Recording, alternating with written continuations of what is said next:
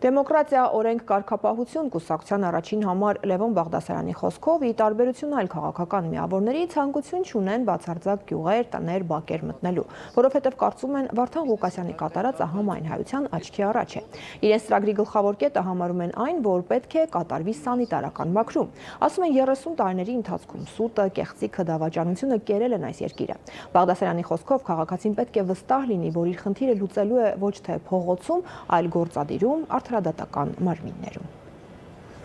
Մեր լոզունգը նա է օրենքի դիկտատուրա, ոչ զորբաների ինստիտուտին, ոչ փողոցային արդարադատությանը եւ արձանագրում ենք հետեւյալ կարևոր փաստը, որ այսօր հայության որոշ մաս ոչ միայն արտագաղթում է երկրից, որ հացի խնդիր ունի, այլ նաեւ արտագաղթում է, որտեղ սոցիալական անարդարության խնդիր կա եւ պարոն Ղուկասյանի առաջնորդությամբ իրականացվել է սանիտարական մաքրում եւ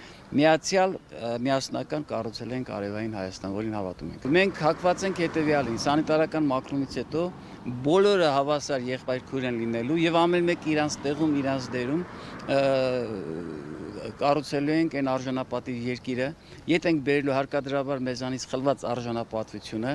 եւ վերջին հաշվով դրա արդյունքում մենք ունենալու ենք, որ ոչ թե քաղաքացին իր խնդիրը լուծում է փողոցում, այլ քաղաքացին վստահ լինել, որ խնդիրը լուծելի է ինչպես գործադիրում, այնպես էլ արդարադատական մարմիններում, դատարաններում։